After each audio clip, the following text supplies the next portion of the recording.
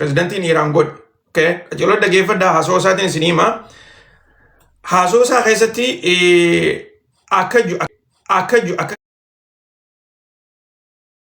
kannadhaadhaa oduu jettu gartee dhagayaa jirraa je. Okay? Harka kannadhaa nuti gartee warra amantii qabu warra murannoo qabu harka kannadhaan nu biratti gartee numaa hin taatu jechuudhaani haasoo isaa eegala. Okay? Nuti akka inni jirutti gartee nuti Ameerikaa dhiisiiti inumaatu gartee labsii ammaan tana karaa ekonomiitiin Iiraan tana ni kuffisna jedhanii labsantunu akka gartee hojiitti hin jijjiiramne goonaa jechaa jira. Okay? Yeroo tana keessatti akka gartee miidiyaaleen garagaraa odeessaa jiranitti maallayni Iiraan. Okay? Maallayni isaanii magaalaa irratti haalaan rakishaati jira. Keessattuu gartee bika currency exchange itti godhanitti akka malee gabbu'aati jira. Akka odeessaa jiranitti saantimni 5 ka Ameerikaadha. Nickel jechuudha gartee nickeliin Ameerikaadha. Saantimni 5 horii isaanii gartee diinaarii isaanii qarshii miiliyoona 2 oli. Okay? Akkaataa gartee ittiin jijjiiramu irraa dila san hin beeku garuu doolaara qarshiin isaanii gartee saantimni 5 ka Ameerikaadha. Toora qarshii miiliyoona 2 gahee jira jedhaniitti odeessaa jiran. Akka oduun tun jettutti eeguma Ameerikaan labsii tana hojiirra oolchite booda 30% gabbu'ee jira jechuudha horiin isaanii. Okay? Maalleen isaanii magaalaa irratti bika gartee exchange itti godhanitti jechuudha. Okay? So tanarratti nuti biyya harka kannatu miti ummata murannoo qabu ummata ammaasis waan beekurratti gartee xiyyeeffatee hojjetu warra biyya jaalatu yeroon gartee ikonomiidhaan warri lolaan nu dadhabe karaa ikonomiitiin yeroon huffisan keessa hin jirru nuti sanii olirra gartee ummata jajjabaadhaa jechuudhaani haasoo. Itti aansuudhaan haasoo kana keessatti ministeertichi haajaa alaa biyya Iraanii fi kan Qataaris isaanis bilbilaanii haasawanii jiran. Okay? Bilbilaan haasawanii wanni isaan gartee guddoon takka irratti haasawan dursoo haalata gartee gaazonni naannoo kanaa akkaataa itti gurguramu. Ammaasis akkaataa gaazni warra Qataaris itti gabbeehee gartee karaa magaalaa dhiyaatu san irratti haasawaati jiran. Kanarraa hoguu haasawan gartee gaarantiidha barbaadan. Takkaa gartee dooniilee hanga kana erguu deemnaati nagayaan dabarsaadha keessa wanni jiru. Okay? Takka sanii itti aansuudhaan sochii ikonomiidhaa, sochii dippiloomaasiidhaa keessattuu haasawa itti gaafatamaa waraana Paakistaan san booda gartee haasoo itti aanu. So waan itti mari'atanii fi waan irra walii gahan warra ollaa kanaaf gartee himamuutu irra jira. Keessattuu warra hariiroo waliin qabdu. So Qataarii fi Iraan hariiroo ni qaban. Okay? Ammaasis Qataarii fi Paakistaanis warra fagoodhaa miti. Maaliif xiqqoo malee gartee Qataar warra silaa marii tana keessatti hirmaachuun irra ture. Ammoo Iraaniitu gartee beekaa keessaa dhiisaa jira. Waan dila san amantii irraa hin qabneef jecha. Amma san irratti gartee marii godhaniiti jiranii akkasuma sanitti wanni ammaan tana sodaachaa jiran. Okay? Jiddu galeessa bahaa kana keessatti wanni sodaachaa jiran lola haareetti ka'uudhaaf deemu. Okay? Irra hedduun namaa akka gartee lolli haaree ka'uudhaaf deemu itti fakkaachaa jiru. Garuu immoo sodaan naannoo kanatti gartee gaggeeffamaa jirtu dippiloomaatonni hundinuu gartee hogguu yaada isaanii babarreessaa jiran lola miilaa. Okay? Lola miilaa kanarratti gartee inumaatu lola kana gartee akka escalating godhan akka gartee lolli kuni kara miilaatti garagalee oliin kaane irratti waan dandeessan. Okay? Godhaadhaa jechuudhaani dippiloomaatichi ministeerri haajaa alaa kan Qatar ministeera haajaa alaa kan Iraan gaafachaa jira jechuudha. Okay? Dhiyaadhaa warri ammaan tana dhufaa jirtan eegaa eessarraa silaayis akka daawwachaa jirtan babarreessaa mana keessatti dursoo gartee haaloo jettaniin seenaadha akkam ja'a salaamtaa ja'a irra deebi'ee warreen mooluda kabajaa jirtanis akkasuma sangaa guyyaan irraan tanaa guyyaa hedduu murteessaadhaatiin ni beeytanii guyyaan irraan tanaa guyyaa dhaloota Nabi Muhammad nagaa Afraamanii irratti ajiraatu jaanii gartee bikkee hedduutti warreen ayyaaneffachaa jiranis ni jiranii. Warri yoo ayyaaneffachaa kan jiraatan taate dhugatti baga isiniin ga'e jenna. Akkasitti gartee quba qabaadhaadha. Tana keessa gartee nuti warra khaanii fi adda filuu miti. Ayyaaneffannaan baga gartee siin ga'e jenna. Saniifuu yaa'iin dandeenyu gartee nuti warra yaa'iidhaati miti yaa'iin dandeenyu akkasii quba qabaadhaadha. Garuu booda irratti gartee waan takka dubbachuun hin barbaada. Yoo yeroo kan akkasitti quba qabaadhaa. Tole ittiin fufa akkuna kana isin hin jiru yaa'ii jibbuudhaaf miti beeka. An nama fedhe wajjinuu dibee godhuun hin danda'a. Nama fedhe wajjinuu yaa'ii ta'an wanta hin baanu. Garuu gartee irreedduun keenya hin dhageeffannu waan namni haasa'u. Irreedduun keenya hin dhageeffannu irreedduun keenya gartee waan ifii teenya amanne qofa dhageeffanna. Xiqqoo gartee open minded hin taane amma dura. Saniifuu open minded ta'utu sirra jira. Nama wajjin haasa'u godhuudhaaf dursoo gartee ani yaada nama kanaa dhaga'uudhaaf qophiidhaahii jettee if gaafachuu danda'u qabda. Tuni waanuma hawaasni keenya hin qabne beeytanii hawaasa keenya guutuutti hin qabne malee hawaasni biraa waan ati haasoytu si dhageeffateeti waan ati haasoytu irratti si hojii marii godha si hojiin gartee haasa'u. Nuti immoo warra akkasiitii miti. Nuti already waan ifii teenyaaf amannu san qabanneeti hanqa namni san haasa'u xiqqoo dhaabnee eeggannee takkaa'u gartee odoo namni san haasa'ee hin fixanne dafnee irratti haasa'uu barbaanna. Akkas jechuun maal jechuu gabaabinatti waan ati haasa'u jirtu gartee irraan kaayyanneeti waanumaan ani jechuu barbaade qofa narraan dhageeffadhu jechuudha. So akkasitti waliin hin haasa'u. Ittiin deebi'a ta'an gartee isinitti haasa'aa jiru tana. Tole egaa itti aansuudhaan haasawaa kan ministeera haajaa alaa tanaatan jidduu by the way warreen dur wallee faranjiidhaa wallee Ameerikaadhaa dhageeffachuu turtan yogaa beeytan hin beeku ani warra wallee dur dhageeffachuu turerraa guyyaa xiqqoo dura pirezidantiin Ameerikaadhaa Donald Trump wallistuun Ameerikaadhaa Dolly Parton tan jaaniin duuteeti jirti jee ibseeti jira. Dolly Parton jechuun wallistuu yoo xiqqaate amata 50 amata 60 wallee wallisaa jirtu wallisaa turte. Akka gartee isiin akhiramteetti reefuun tana akkaawuntii isaa gubbaarratti maxxanseeti jira. Namni dur reediyoo Itoophiyaa fa'aa dhageeffachuu ture inni beeka walleesiidha. Itti aansuudhaan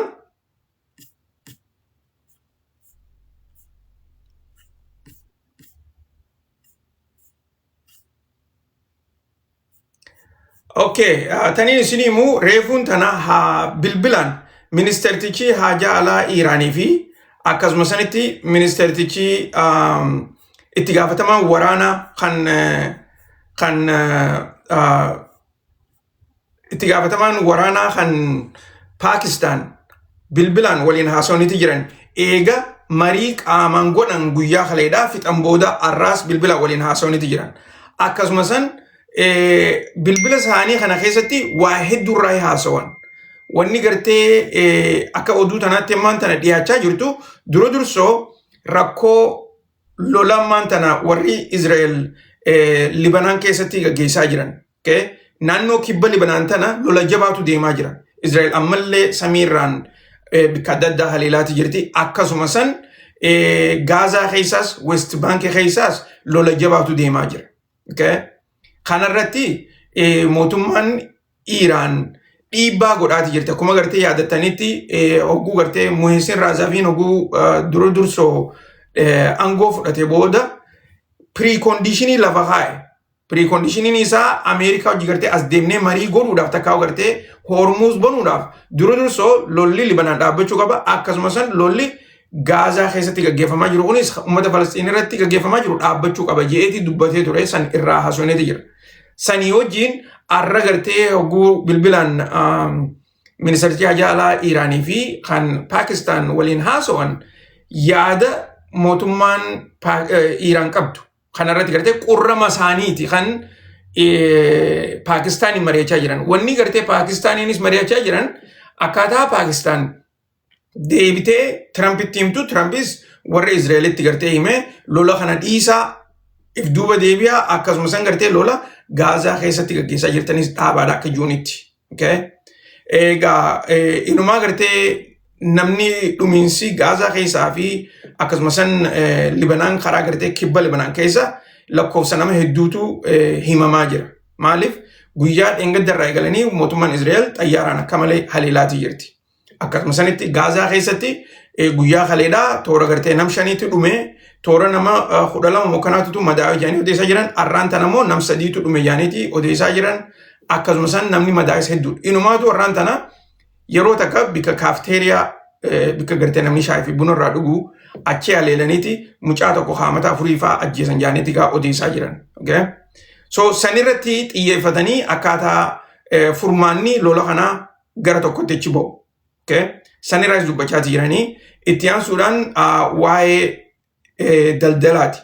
Waa'ee daldalaa walumaa galattu Paakistaan Ameerikaa cinaa dhaabbattee waan Ameerikaan barbaaddu san hojiirran oolchinu jaanii dubbataniiti jiran. Keessattuu karaa daldalaa mootummaan Iraan itti hojjechuudhaaf gara Paakistaan keessattuu karaa makiinaadha. Karaa makiinaa qofaan karaa jahatu jira. Kan warri Iraan itti daldaluudhaaf deemu akkasumas karaa baaburaati jira. Kan itti hafe immoo karaa xayyaaraatiinis. Kana hundaa'uu nuti Iraaniif banaa gooneeti jirra jettee Paakistaan dubbatteeti jirti. Ammaasis mootummaan Ameerikaadhaa gaafatteef jecha kana hundaa'u gartee daldala kana Iraanii wajjin adda murruu jaaniiti odeessaa jiraniin isin jechuuf. Itti aansuudhaan reefuun tanagaa akkuma gartee isin himaa turetti haasawa takaa'uu walgahii ministeera haajaalaa kan Iraanii fi kan Oomaan jidduuttis walgahii godhaniiti jiran reefuun tana walgahii isaanii tanarratti waa'ee Hormuz irratti mari'atanii jiran. Waa'ee Hormuz irratti wanni haariini ammaan tana dhufte marii isaanii tana yeroo yerootti adda baasanii jiran. Amma gartee torbaan lama dura ni yaadatan isaan lameen kun waa hedduuratti walii galuu haasofneetu ture. Garuu ammaan tana wanni gartee jijjiirama xiqqoo godhu walii galteen isaanii ammaan tana toora gartee akka sadarkaa duraa irratti sadarkaa lamadaa akkasii sadarkaa sadaffaadhaatti gartee adda baasaniiti kan mari'achaa jiran. Sadarkaa duraa irratti Hormuz keessa karaan irra deemuu qaban karaa lama qofa akka ta'u irratti walii galaniiti jiran. Lameen tokko katti seenaniin kaan katti bahaniin. Katti bahaniin karaa Oomaaniin katti seenaniin immoo karaa warra Iraaniin jechuudha. Kana keessatti akka gartee isaan itti walii galanitti dooniileen hayyama hin qabne tan gaazaati isaa taatu tan meeshaati isaa taatu. Takkallee nu gartee akka hayyama malee ol hin seennes niis hin baanes sanirra walii galanii jiran. Itti aansuudhaan kafalliilee irraa guurrachuudhaa ta'an kafalii irrattis walii galaniiti jiran garuu hanqam takkaa hin dubbanne. Akkasuma sanitti wanni takka gartee jabduun ta'a ammallee sila mootummaan Ameerikaadha dhiibbaa itti godhaa jirtu dooniilee waraanaa akka seentu Hormuz keessa ammaasis akka gartee bahuu dandeessu. So tanarratti warri Iraan doonii waraanaa takkalleenu akka hin seenne san ammallee didaati jiran ammaasis dooniileen tuni gartee tan Ameerikaa isaa taatu ta warra Iraan isaa taatu takkalleenu doonii waraanaa akka wal hin seenne. Sanirratti gartee walii galaniiti jiran. Walii galteen tun ammoo akka odeessaa jiranitti baatii takka qofaaf. Tuni sadarkaa duraati jechuudha. Yoo wanni tuni akka isaan barbaadanitti akka hojiirra ooltu taate sadarkaa itti aantutti dabran jechuudha. Sadarkaa lamadaa. And then sadarkaa sadaffaa irratti immoo wanni isaan murteessan kun permanenta. Sadarkaa sadaffaa irratti tan gartee taraa akka itti murteessan hulii booda akkasitti gartee gaggeessan jechuudha. Nam tokkollee irra deebi'ee yaada san hin jijjiiru. Itti walii galanii tan yeroo dheertuudhaatti gaggeessuudha.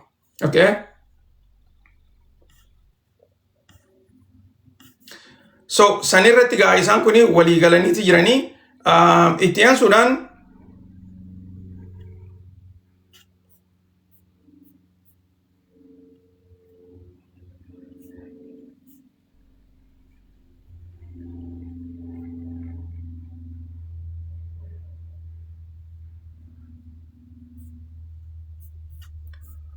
Okay.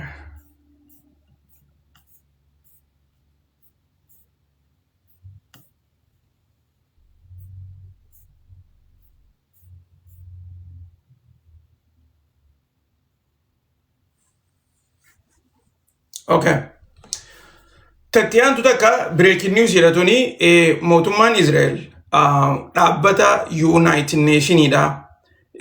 United Nation kan gartee egaa nyaataa fi waan adda addaatiin gartee uummata gargaaru UN Relief Association kajaaniin Jerusalem keessa ari'uu isaanii ibsaniiti jiran. Dhaabbanni kuni dhaabbata sanii fi akkasumas gartee maqaalee adda addaatiin isaanii nyaata fa'a maqaa gartee kafraa aqaab jaaniini maqaa gartee isaanitti gaggeessaa jiran jechuudha. Kana keessa nyaanni silaa isaan uummata Falasxiinii fi lola kanarratti gartee uummataan gargaarra jaanii isaan hojjechaa jiran inumaatu gartee shororkeessitootaaf nyaata dhiyeessaa jiranii jechuudhaani mootummaan Israa'el isaan kanatti qubalaachaa jirti. Okay? So sababa saniif dhaabbanni kuni biyya teenya keessaa bahuu qabanii jechuudhaan ari'uu isaaniiti kan ibsaa jiran.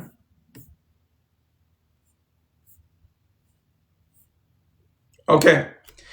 Itti aansuudhaan oduu taniin gartee isinii himuudhaaf reefun tana qopheeffadhee ture takka oduu mootummaan Ameerikaadhaa mootummaa Siiriyaadhaa irraa qoqqobbii yeroo dheertuudhaaf irra kaayan keessattuu meeshaalee waraanaa bitachuudhaa fi waan adda addaatiin gartee gargaartu qoqqobbii shororkeessummaa gartee state sponsor terrorism jaaniini dhaabbata takka biyya yeroo dheertuudhaaf shororkeessummaa gartee hojjechaa jirtu jaaniini maqaa itti baasanii gartee akkasitti heeratti godhan sanirraa isii Siiriyaa tana kaasaniiti jiran. Okay? Amma gaa Prezidantiin Ameerikaadhaa reefuun tana hogguu gartee ibsa kana kaleedha godhanii garuu arree hogguu gartee Prezidantiin Ameerikaadhaa yaada irraa kannu mootummaan Ameerikaatii fi kaampaanoonni Ameerikaadhaa akka jirtanitti yoo gartee horii guddaa dalagatanis amma booda keessattuu Siiriyaa tana gargaaruudhaan jechuudhaani odeessaa jira. Kana keessatti dhaabbatoonni dura dursaan gartee mootummaan Siiriyaadhaa waan jaafaa akka gartee kaampaanota Ameerikaatirraa yeroo gabaabduu keessatti bitachuudhaa deemtu ibsaniiti jiran. Kana keessaa dura dursoo meeshaalee waraanaati. Itti aansuudhaan teknooloojiidha. Waa'ee teknooloojiidha kanas gartee biyya Ameerikaatirraa bitachuudha. Akkasuma sanitti kaampaanota gaazaa garagaraati wajjinis hojii eegalanii itti fufuudha. Inumaa gartee ikonomii biyyaa tana kaampaanota Ameerikaatiif banuudha. Kanarratti gartee infrastructuraa fi rebuilding jaaniini kaampaanota Ameerikaadhaa kuni achi biyya Siiriyaa keessa dhaqee akka hojiilee garagaraa irratti hirmaatan. Okay? Kana hundaa gartee akka isaan itti gargaaran goruudhaa fi egaa guutumatti wanni gartee ammaan tana gaggeeffamaa jiru kuni yaa'ii Ameerikaadha. Yaa'ii Israa'elii fi Tarkiin gartee itti quba walii laachaa jiran sanillee gartee karaa addaatiin akka isaan irratti hin hirmaannee fi dhiibbaa adda addaallee akka hin goone irratti gartee waan isaan hojjechaa jiranii jaaniitii odeessaa jiranii. Garuu immoo Pirezidantiin Ameerikaadhaa tuni akka gartee hojii miidhagduu taate inumaatu gartee kaampaanonni Ameerikaadhaa hojii tanarratti hirmaachuu qofa odoo hin taane qaama hojii tanaa ta'anii akka gartee yeroo dheertuudhaaf irraa dalagatan jeeti haasawaa jira. Egaa tuni gartee waan guddoodha fakkaatti. Kana keessatti mootummaan Siiriyaatis guyyaa irraan tanaa akkaataa gartee libsii kanaa irratti ilaalchisee waraannan illee hedduu akka wantarraa giraajuut goosisan eebbisan akkaadaamii waraanaatirraa waraana hedduu leenjisaa akka eebbisaa jiran viidiyooleedhaa fi gartee mootummaanis ibsiteeti jirti. Garuu pirezidantiin isaanii gartee oduu tana guyyaa kaleedhaa yeroo ifii isaatiif gartee biyya isaatiin baga isin gammachiisa jiru jechoota lama qofa jeetuma haasoo isaa dhiisee akka biyyoottan biraatti gartee waa hedduurraa hin haasofne isiniin jechuudhaaf. Na dhagaa jirtanii warri mana keessa jirtan?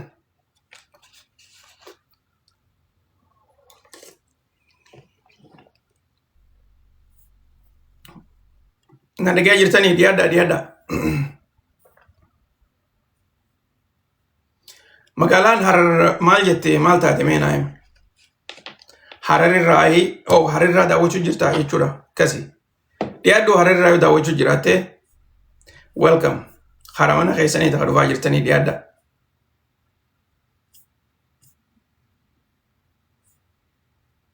Okay.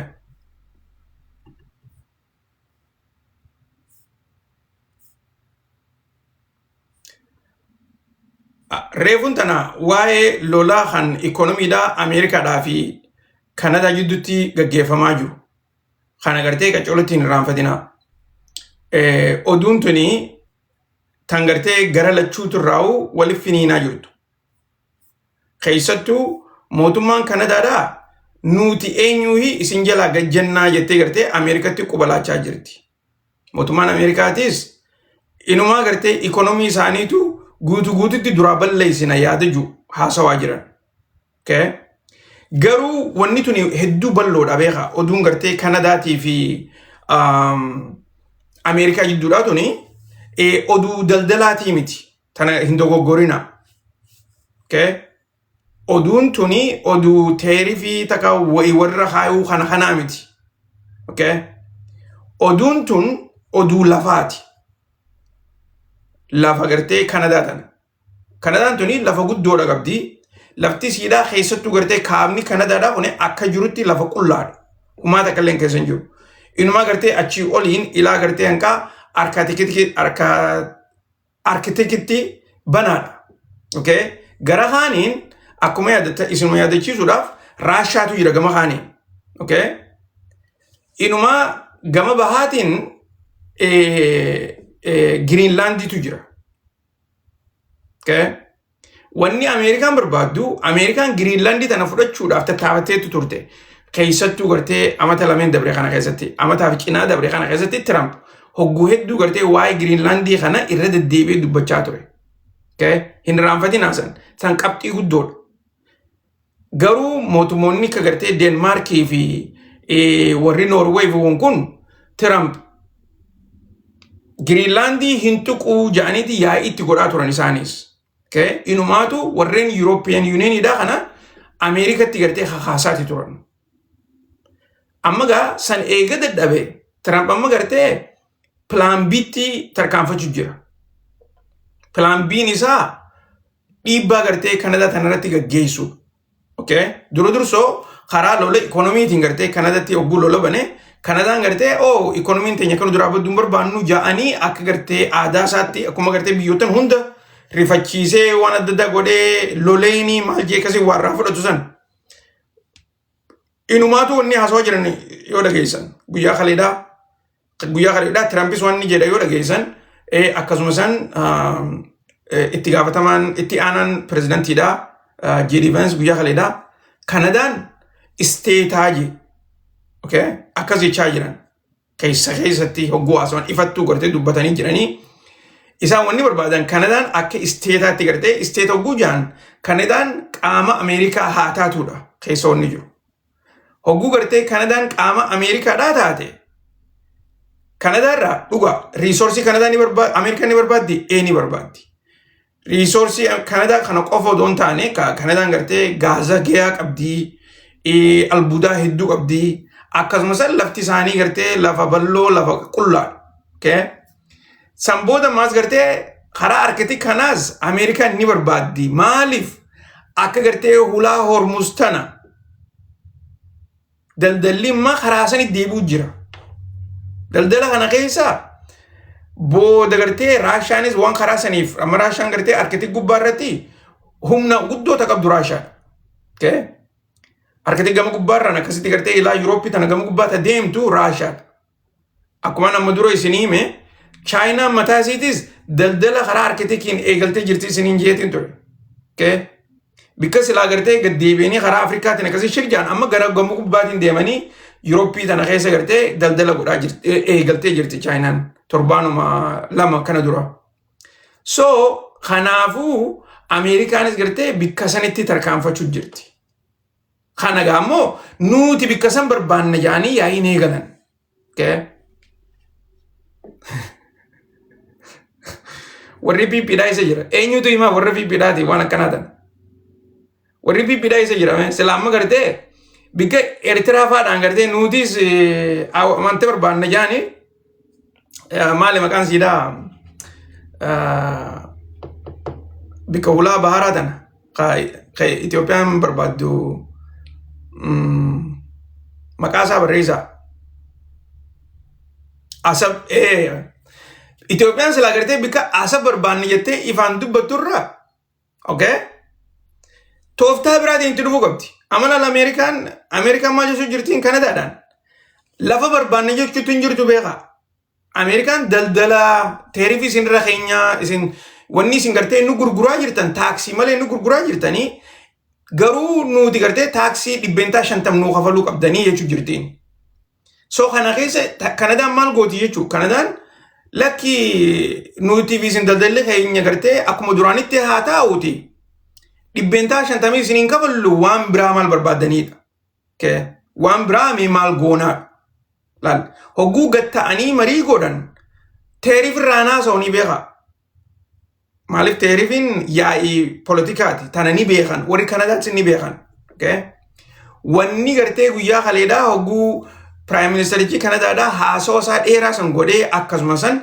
piriimiroonni Kanadaadhaa kan gartee kutaalee adda addaa gaggeessanis haasoo isaanii godhanii turan okay inumaatu cinaa isaanii asbaanii Trump arrabsaa jiran afaaniin arrabsaa jiran okay tuni waan takkaan tahini politika Kanadaatii fi politika Ameerikaa gidduutti piriimiroonni pirezidaantii Ameerikaadhaa arrabsuun okay amma immoo ifatti arrabsaa jiran maqaa badaadhaa wal yaamaa jiran jechuudha okay daldala qofa silaa taate daldalli amma duraas gaafa Obaamaatis gaafa Kilintaniis gaafa gartee Buushis Kanadaa fi Ameerikaan daldala isaanii gatta'anii too mari'atanii karaa gartee garee lachuutu hin miidhamne yeroo hedduu Kanadaatu gartee irraa wanta harkata carraa gurguddoo Kanadaatu irraa harkata okay Ameerikaan gartee beekaati meeshaalee Kanadaatti oomishamtu bilaashitti akka as fidanii gurguran godhan okay garuu Ameerikaan wanta gargaarti Ameerikaan gartee eegumsa gootiif Kanadaadhaaf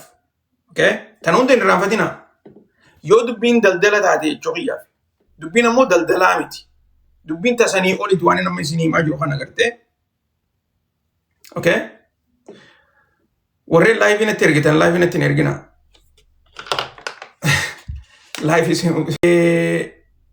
Abdul Malik Al-Huthiin guyyaarraan tanaa haasawa ajaa'ibaa godheetu ture dhugaan isiniin jaa haasoon isaa TVdhaan dabree TV tana gartee uummanni gaagabbeheeti gartee arraan tana gaawwanni inni haasoo irra godhee haasoo inni kun ni beeytanii miti ayyaana mawluda irratti haasoo kana godhe okay akkasitti gartee quba qabaadhaadhaa ayyaana hunda irratti gartee inni gabbeheeti haasoo ayyaana akkasuma san gartee gaafa wayi jiru gabbeeti haasawa gaaguu gabboo gartee viidiyoodhaan haasawa malee bikka kana jiraan namni beeku hin jiru okay garuu gaabar hogguu inni gartee akkasitti gabbee haasawu ummanni gaa kumaatamaan ala taa'ee gartee isa dhageeffatu hammam takka gartee akka gammachuu jaalala isaa qaban ni ajaa'ibta duba gaa haasoo isaa kana keessatti qabxii gurguddoo irraa haasawee jira dursoo lola naannoo isaanii keessattuu Suudi Arabiyaa waliin okay fi gareelee adda addaa tayyaman keessa jirtus isaan irratti illee qabxiilee adda addaatiin gartee keessa bu'eeti irraa haasawee jira akkasuma sanitti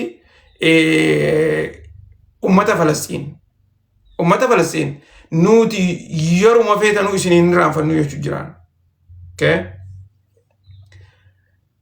lola ammaan tana Suudi Arabiyaan nurratti gaggeessaa jirtu kana akka gartee Suudi Arabiyaan barbaaddutti nuti sadarkaa addaatti ol kaasuudhaaf qophiidhaa jira yoo Suudi Arabiyaan lola miilaa godhuu barbaaddes lola miilaa yoo gartee lola ikonomiidhaa godhuu barbaaddes lola ikonomiidhaa nuti lola kana hin eegalle garuu immoo uggurrii Suudi Arabiyaan nurra keessisan cabsuudhaaf lola kana eegalle jaa inni deebii gooneefi jaa okay lola kana immoo dura dhaabbannee gartee hamma dandee'utti okay waan fedhanuu haa qabaatanii humna teenya hin danda'anii jaa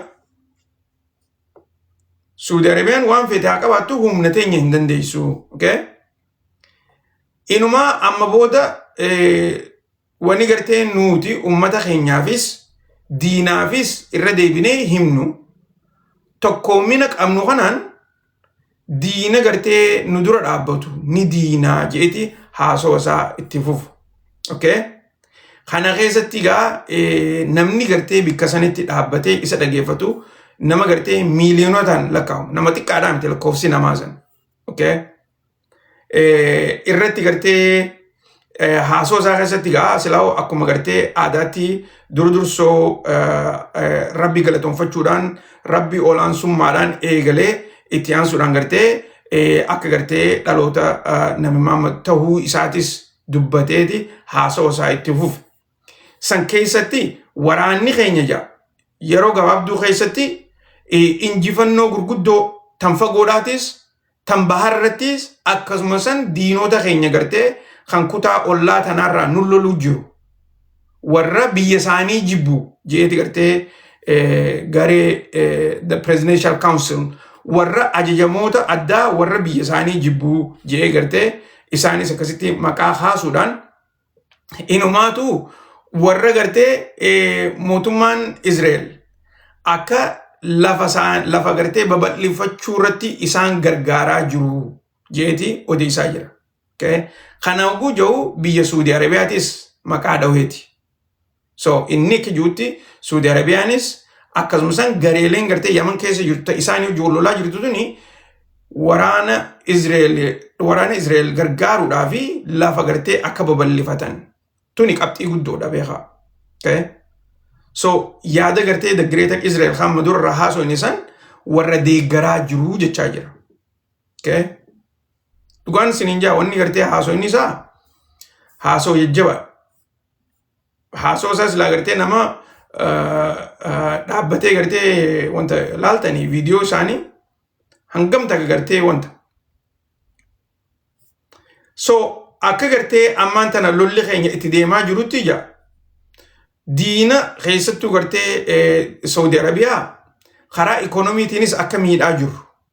Daldalli isaanii kan duraan Baabal Mandaab keessa gad dabru san ammaan tana dabruu dadhabeeti addunyaadhaan karaa gartee dheeraa deemuudhaani rakkoo hamtuu keessa galaa jira. Tuni nu qofa odoon taane inumaatu gartee waan ummanni islaamaa kan rakkoo keessa jiru. Okay? Karaa keenyaan irratti gargaaramaa jiru jeetii odeessaa jira jechuudha.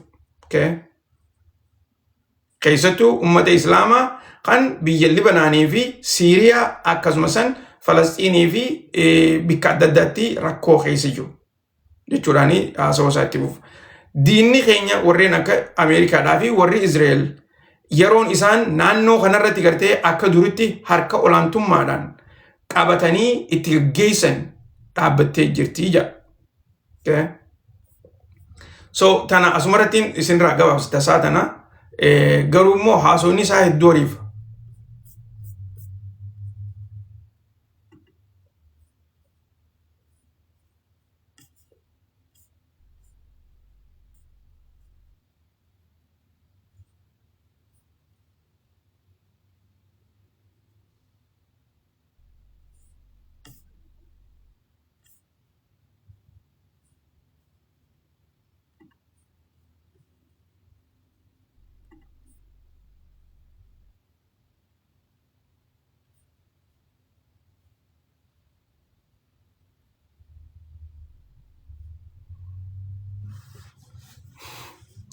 Haasoo tokko kan irree funtan isiniin himin.